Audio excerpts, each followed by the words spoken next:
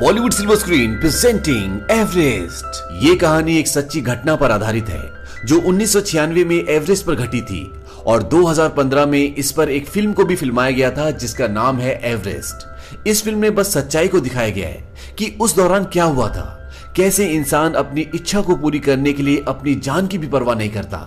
1953 में Edmund Hillary और टेंजिंग नोर्गे पहले दो ऐसे इंसान थे जो पहली बार एवरेस्ट पे चढ़े। इसके बाद बहुत कम ऐसे लोग थे जो एवरेस्ट पे चढ़े, क्योंकि एवरेस्ट पे चढ़ने का मतलब मौत है। पर 1992 में रॉब हॉल नाम के एक आदमी ने इसे अपना बिजनेस बना लिया और उसने लोगों को एवरेस्ट पे ले जाने का काम शुरू कर दिया और अगले 4 सालों में वो 19 लोगों को बिना किसी हादसे के एवरेस्ट पे ले गया। सन 1996 में रॉब एक और टीम को एवरेस्ट पे ले जाने के लिए तैयार होता है। जाने से पहले रॉब की बीवी बोलती है कि जल्दी वापस आना, क्योंकि वो प्रेग्नेंट होती है। रॉब बोलता है कि मुझे आने से कोई नहीं रोक सकता और वो अपने सफर पर आगे बढ़ जाता है। तारीख होती है 30 मार्च 1996।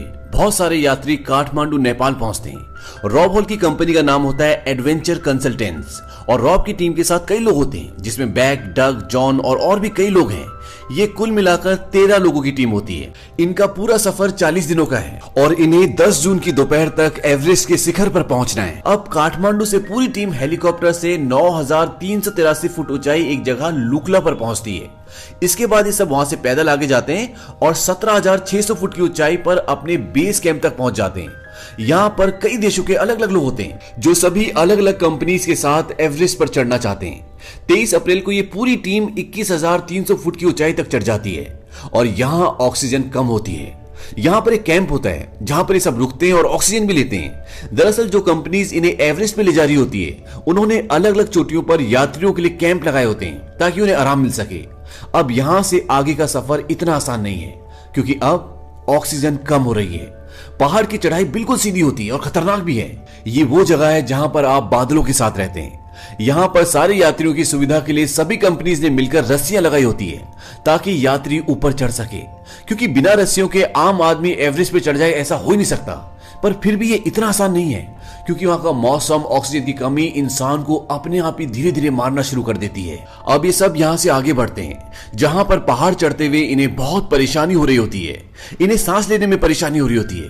फिर भी ये सब आगे बढ़ते रहते हैं और 24,000 फीट ऊपर पहाड़ पर चढ़ जाते हैं। अब नीचे कैंप से हेलन, जो कि रॉब की टीम में होती है, रॉब को मौसम की जानकारी देती है कि मौसम तेजी से बदल रहा है। पर मौसम ने अपना रास्ता बदल लिया है, लेकिन अगर ये उत्तर की तरफ नहीं गया तो 11 तारीख को बहुत बर्बादी हो सकती है।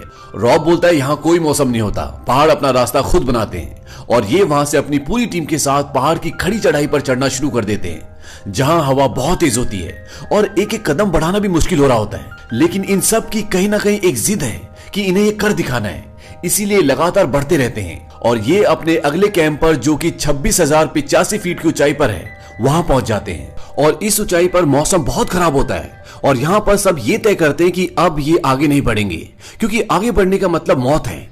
लेकिन शुक्रवार 10 मई को मौसम एकदम शांत हो जाता है। तूफान का कोई नामो निशान नहीं होता और रात को 12:30 बजे ये सब ऊपर चढ़ने का फैसला करते हैं और यहाँ से शिखर पर पहुंचने का रास्ता 12 घंटे का है। और ये सब इस उम्मीद से आगे बढ़ना शुरू कर देते हैं कि कुछ ही घंटों में ये अपने सपने को पूरा कर लेंगे। इसके बाद ये 27,600 किलोमीटर ऊपर पहुंच जाते हैं। वक्त होता है सुबह के 4:39। यहाँ पर इनकी टीम में एक आदमी होता है जिसका नाम बैक है। उसकी आंखों में कुछ प्रॉब्लम होना शुरू हो जाती है। उसे धुंधला दिख रहा होता है क्योंकि कुछ ही साल पहले उसकी आंखों की सर्जरी हुई थी। रॉब उसे बोलता है कि हम आगे बढ़ रहे हैं और अगर तुम ठीक महसूस करो तो आधे घंटे बाद तुम भी आगे बढ़ जाना, नहीं तो तुम्हें अपना सफर यहीं खत्म करना होगा। अब बचे हुए लोग जब आगे बढ़ते हैं तो वो देखते हैं कि वहां पर ऊपर रस्सियां नहीं होती और ये अब यहाँ पर रस्सियां बांधना शुरू कर देते हैं क्योंकि बिना रस्सियों के ये एक कदम भी ऊपर नहीं चढ़ सकते। और यहाँ से 3 लोग वापस लौटने का फैसला कर लेते हैं क्योंकि यहाँ पर हवाएं बहुत तेज होती है, बहुत ठंड होती है और इनकी ऑक्सीजन भी खत्म हो चुकी होती है और इसीलिए मंजिल के बहुत करीब होने के बावजूद भी अब ये रिस्क नहीं लेना चाहते और वापस लौट जाते हैं। यहाँ पर एवरेस्ट के पहाड़ पर बहुत गहरी गहरी बर्फ की दरारें होती है जिनकी तह भी नहीं दिखती और इन्हीं दरारों में गिरकर 19 लोगों की मौत हो चुकी है। इसीलिए बिना रस्सियों के, बिना सेफ्टी के ये एक कदम भी आगे नहीं बढ़ सकते। अब इनकी पूरी टीम जिस जगह पर होती है ये 28,740 फीट की ऊंचाई पर है और जब लोग इतनी ऊंचाई पर पहुंच जाते हैं तो उन्हें हाइपोथर्मिया हो जाता है। हाइपोथर्मिया ऑक्सीजन की कमी से होता है जिसमें गर्मी लगती है, जुबान लड़खड़ाती है और गुस्सा भी आता है। जैसे जैसे लोग ऊंचाई पर चढ़ते जाते हैं उन्हें बहुत सारी कॉम्प्लिकेशंस होती हैं, जैसे दिमाग में सूजन आना, फेफड़ों में पानी भर जाना, और ये सब मौत की एक वजह हो सकती है। अब ये रस्सियां लगा लेते हैं और पहाड़ पर आगे चढ़ने की तैयारी करते हैं। इन सब की हालत खराब हो चुकी है, किसी के अंदर शक्ति नहीं है, बस एक जज्बा है जिसकी वजह से सब आगे बढ़ रहे हैं। और दोपहर 1:14 पर ये एवरेस्ट की चोटी पर पहुंच जाते हैं। इन्होंने कर दिखाया होता है जो ये करना चाहते थे। रॉब और उसकी टीम बहुत खुश होती है और कुछ ही देर में ये वापस लौटने का फैसला करती है। वैसे प्लान के हिसाब से इन्हें 2 बजे तक वापस लौटना चाहिए था, पर ये सब लेट हो जाते हैं और यहाँ पर पहाड़ों पर बादल मंडराना शुरू हो जाते हैं और इन सब से सांस भी नहीं ली जा रही होती क्योंकि सबका ऑक्सीजन खत्म हो चुका है। रॉब कैंप से संपर्क करता है, वो बताता है कि ऑक्सीजन खत्म हो चुका है और जितने भी ये एवरेस्ट की चोटी तक पहुंचे अब ये सब वापस लौटना शुरू कर रहे हैं और ये लौटना शुरू भी कर देते हैं। अब ये थोड़ा सा नीचे आए होते हैं, तभी वहां पर एक और इन्हीं का टीम का आदमी जिसका नाम डग होता है वो आ रहा होता है।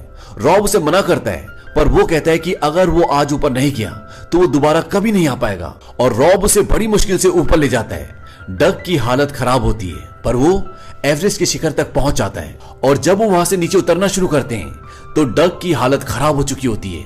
वो लगभग बेहोशी की हालत में होता है और अब ये दोनों ऊपर फंस चुके हैं। रॉब की टीम रॉब को वापस आने के लिए बोलती है, पर रॉब मना कर देता है। वो बोलता है कि मैं डग को छोड़कर नहीं आऊंगा, ये एक इंसानी जिंदगी का सवाल है, और वो रस्सियों के सहारे बड़ी मुश्किल से उसे नीचे उतारने की कोशिश करता है। और तभी यहाँ पर बहुत जोर से तूफान शुरू हो जाता है और रॉब डग को बहुत मुश्किल से एक जगह छोड़कर ऑक्सीजन लेने के लिए जा रहा होता है। वो डग को बोलता है कि तुम यहां से हिलना मत, लेकिन डग का दिमाग पूरी तरह से सुन्न हो चुका है और वो भी उसके पीछे आने लगता है। ये बात रॉब को पता नहीं चलती और डग खाई में गिर जाता है और उसकी मौत हो जाती है। यहाँ पर रॉब भी बुरी तरह से थक चुका होता है और वो वहीं बैठ जाता है। तभी वहां पर उसका एक साथी आ जाता है जिसे ऑक्सीजन का आधा सिलेंडर मिला होता है और वो रॉब को ऑक्सीजन देता है और वो दोनों तूफान में नीचे उतरना शुरू कर देते हैं। ये कुल मिलाकर 13 लोग होते हैं जो ऊपर फंसे हुए होते हैं और तूफान बढ़ता ही जा रहा होता है। अभी रात के 3 बजे होते हैं और नीचे कैंप से उन्हें बताया जाता है कि उनकी मदद के लिए लोगों को उनके पास भेजा जा रहा है, पर वो तभी वहां पर आ सकते हैं जब तूफान रुकेगा। और ऊपर लोग तूफान से, ठंड से और ऑक्सीजन की कमी से मर रहे होते हैं। अब सुबह के 5 बज जाते हैं और आज दिन होता है 11 मई का। रॉब के साथ जो उसका दूसरा साथी होता है, ठंड और थकान की वजह से उस ऊंचाई पर उसका दिमाग काम करना बंद कर देता है और जब रॉब खुद बेहोशी की हालत में होता है तो उसका साथी अपनी जैकेट उतार देता है और बोलता है बहुत गर्मी हो रही है और पहाड़ से नीचे स्लाइड कर जाता है।